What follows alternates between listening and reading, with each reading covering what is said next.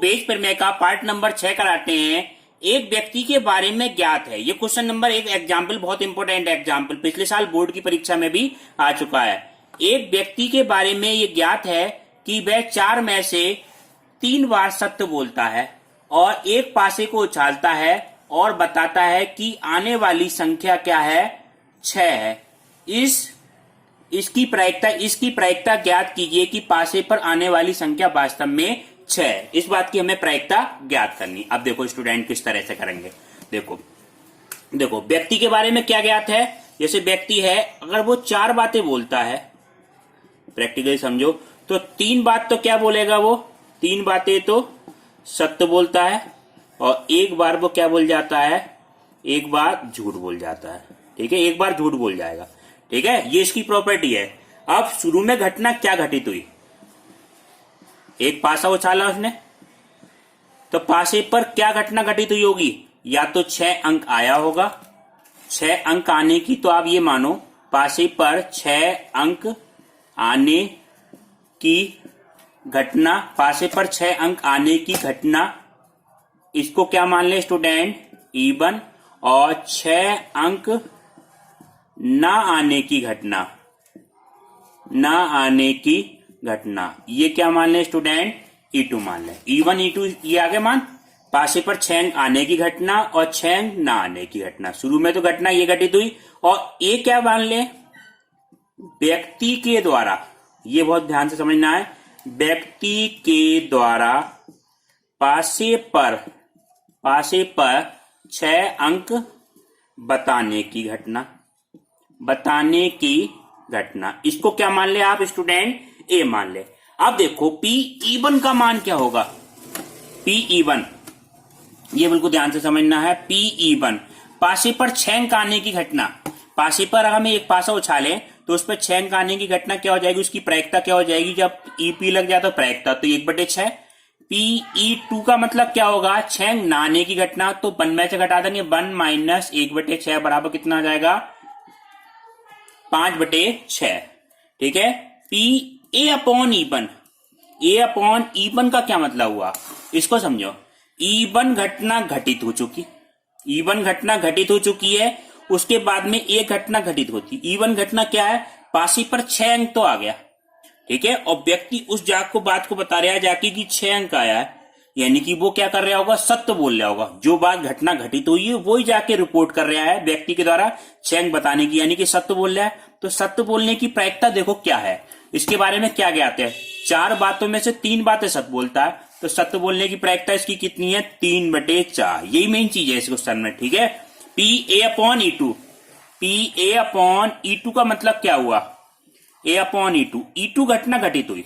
E2 घटना क्या हुई, पासे पर 6 अंक नहीं आया, कोई और सा अंक आ गया और व्यक्ति जाके रिपोर्ट कर रहा है कि 6 अंक आया, 6 अंक आया। ठीक है, यानी कि क्या बोल रहा है, ये झूठ बोल रहा है। तो झूठ बोलने की प्रायिकता क्या हो जाएगी, झूठ बोलने की प्रायिकता देखो, 4 बातों में से एक बात झूठ बोल रहा है, तो इसकी प्रायिकता कितनी हो गई, 1/4। ठीक है, अब हमें निकालना क्या है, निकालना ये है। ठीक है, तो ये निकालना है हमें, ये घटना तो घटित हुई। ठीक है, ये घटना कौन सी घटित हुई, पासे पर व्यक्ति के द्वारा 6 अंक तो बताया गया, रिपोर्ट तो वो 6 अंक की कर रहा है, क्या वास्तव में 6 अंक आया, इस बात की प्रायिकता हमें निकालनी, यानी कि PE1 अपॉन A निकालना है स्टूडेंट। तो इसमें क्या लगेगा, बेस प्रमेय का सूत्र लगेगा स्टूडेंट। तो देखो बेस प्रमेय का सूत्र देखो क्या होगा, ये समझो आप।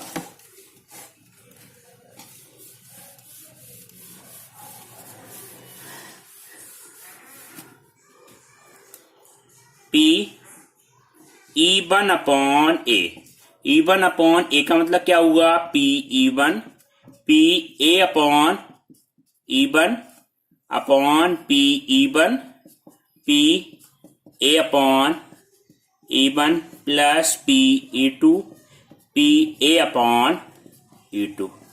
ठीक है, PE1 A upon E1, PE2 A upon E2 और A अपॉन E1, PE2 और A अपॉन E2, ये मान रखा हमने। अब ये सारे मान आप इसमें रख दो।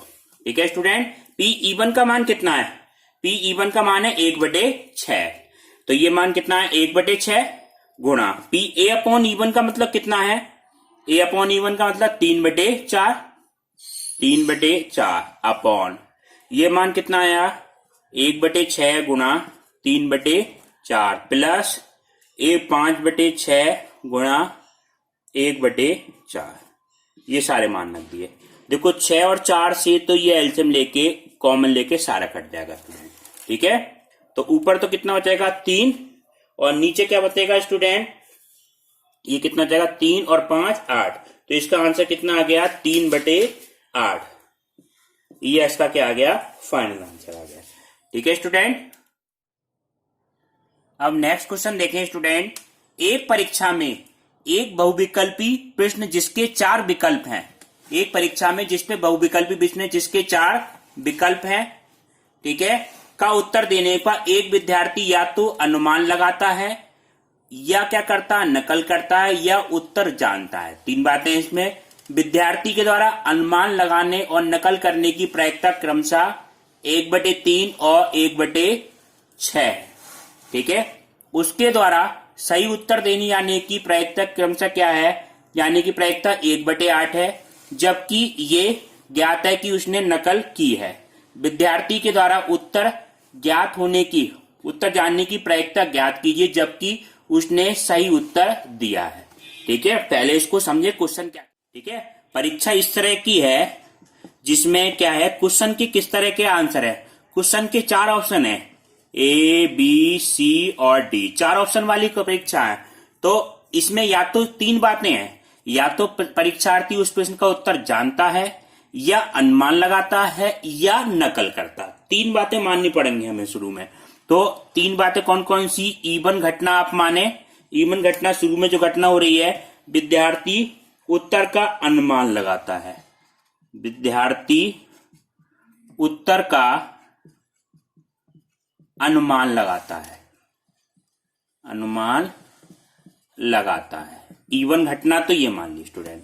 E2 घटना क्या मानी, विद्यार्थी उत्तर कोई नकल करता है, विद्यार्थी उत्तर की नकल करता है, विद्यार्थी उत्तर की नकल करता है। E2 घटना ये मान ले।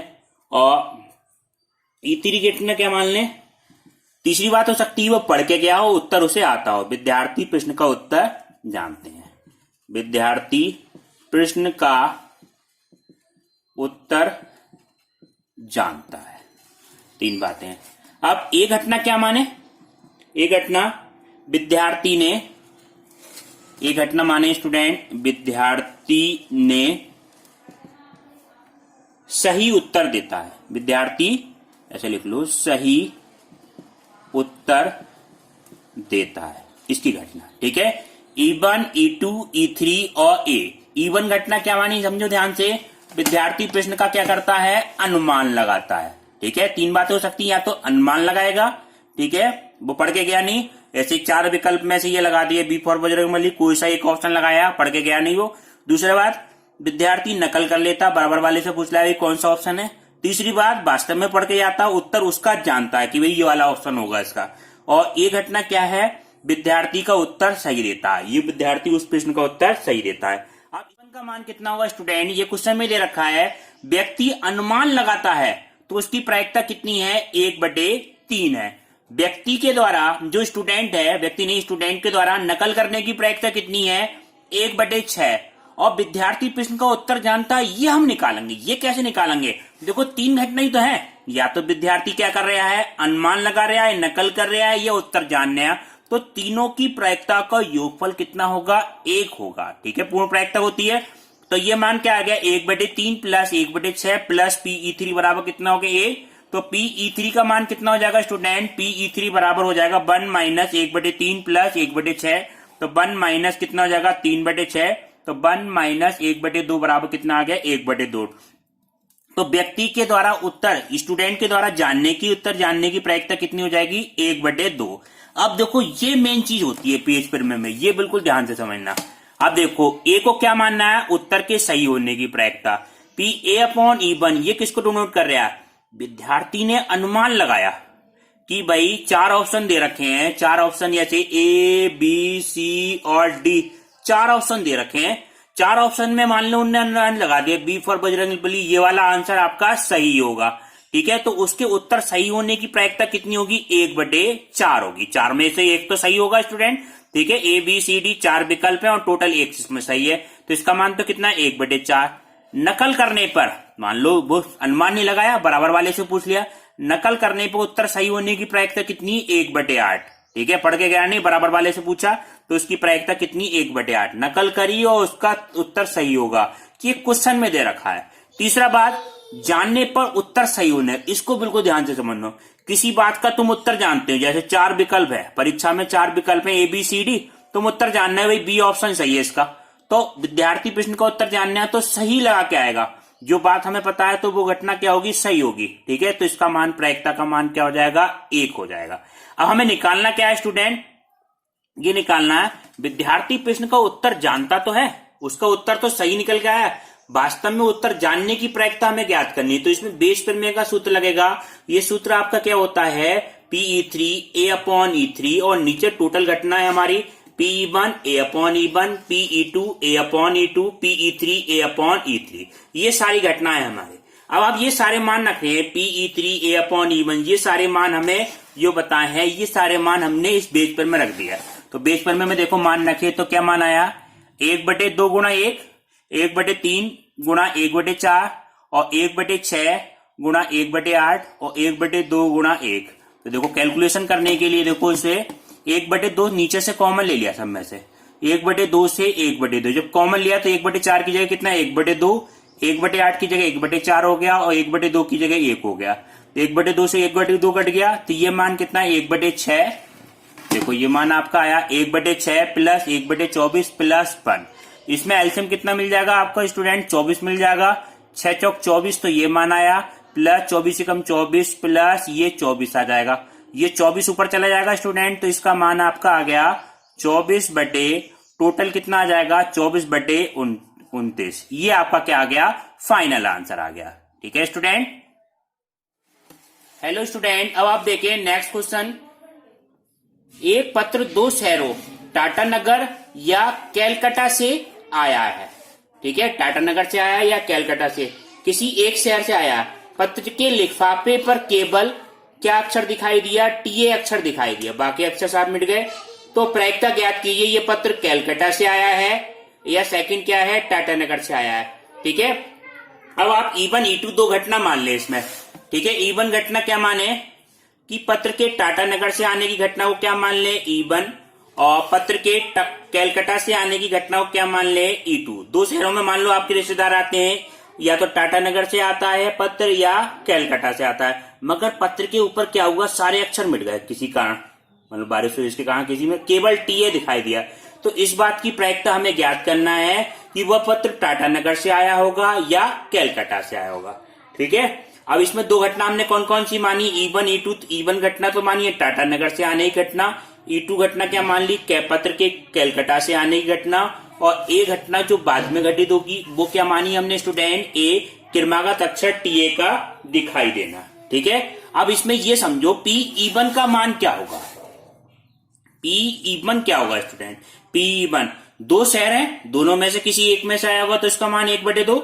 PE2 का भी मान कितना होगा? 1/2। ये तो क्लियर हो गया। PA/E1, ये बिल्कुल ध्यान से समझना है।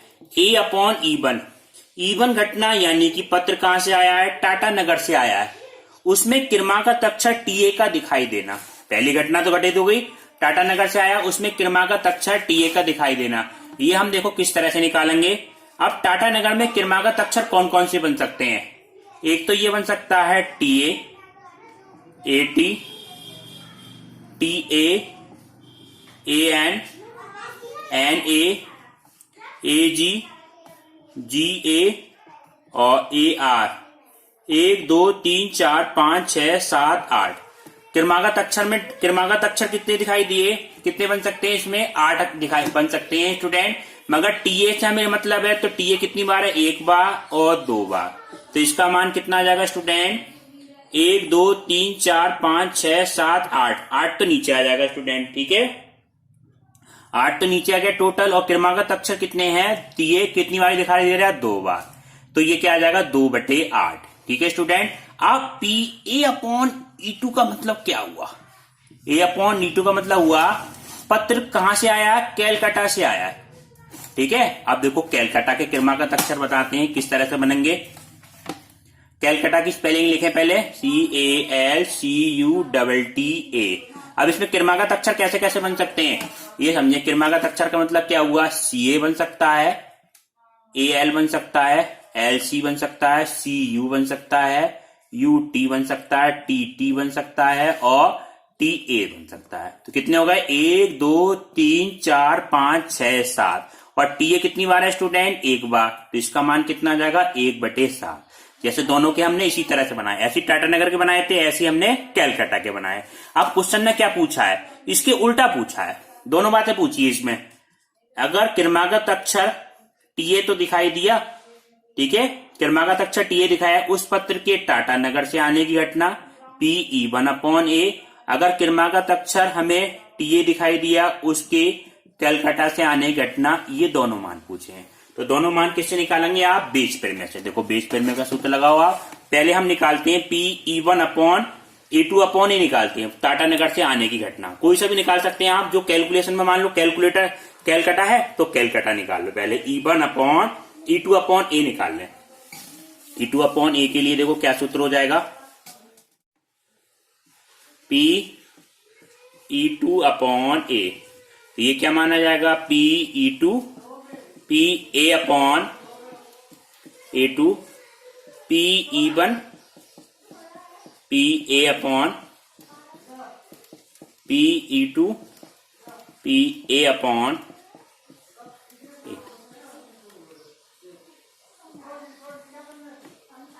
1/2 PA/E2 का मान कितना है,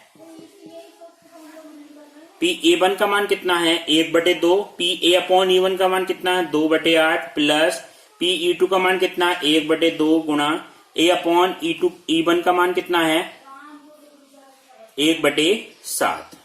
ये सारे मान रखिए। A/E2 का मान 1/2 तो कॉमन लेके कैंसिल हो जाएगा स्टूडेंट। ठीक है, अब ये देखो इसकी कैलकुलेशन कर लो। तो ये इसमें एलसीएम कितना है, 1/7 तो ऊपर बचा। ये 7 और 8 में एलसीएम कितना आ जाएगा, 7 8 56 आ जाएगा। 7 दूनी 14 प्लस ये कितना आ गया, 8। ठीक है, तो इसका मान कितना आया, 1/7 तो ऐसे रहा और 56/14 और 8 कितने हो जाएगा, 24 22 7 8 56। ठीक है स्टूडेंट, तो इसका मान कितना आया, 8/22। 8 दोनों संख्या किससे कट जाएंगी, ये 8/22 है, ये संख्या कितनी आ गई, 4 से कट जाएंगी, 2 4 8 और 11। तो इसका फाइनल आंसर कितना आ गया, 4/11। अब दूसरी वैल्यू हमें क्या निकालनी है, E2/A।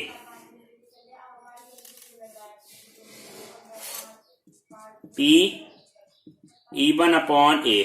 तो इसका मान कितना हो जाएगा student, Pe1 PA/E1 plus Pe2 PA/E2। ठीक है, अब देखो Pe1 का मान कितना है, अब आप देखें Pe1 का मान कितना है स्टूडेंट, 1/2। PA/E1 का मान कितना है, 2/8 और ये मान कितना हो जाएगा, 1/2 गुणा 2/8 प्लस 1/2 गुणा 1/7। ठीक है, 1/2 से तो 1/2 कैंसिल हो जाएगा। ऊपर तो कितना आ जाएगा स्टूडेंट, 2/8। नीचे एलसीएम कितना आ जाएगा, 7 8 56 आ जाएगा। 8 7 दूनी 14 और प्लस कितना आ गया, 8। तो ये मान कितना आया, ये देखो ध्यान से, ये मान कितना, 2/8 और 14 प्लस 8/56। तो ये आपका आ जाएगा 2/8 और 56 ऊपर आ जाएगा, 14 और प्लस 6, 14 और 6 कितने हो गए, 22। 8 7 56 और 2 और 11। तो इसका आंसर कितना आया, 7/11 है। तो ये आपका आंसर आया। इसको अगर हम जोड़ के भी देखें, इसका आंसर चेक करने की तरीके, 4/11 और 7/11 है, तो इनका योगफल कितना आ जाएगा, 1 आ जाएगा। यानी कि या तो क्या करेगा, पत्र कैलकाटा से आया होगा या टाटा ने, दोनों की प्रायिकता का योगफल कितना आ जाएगा, 1 आ जाएगा। अब आपको नेक्स्ट क्लास अगले पार्ट में कराएंगे स्टूडेंट।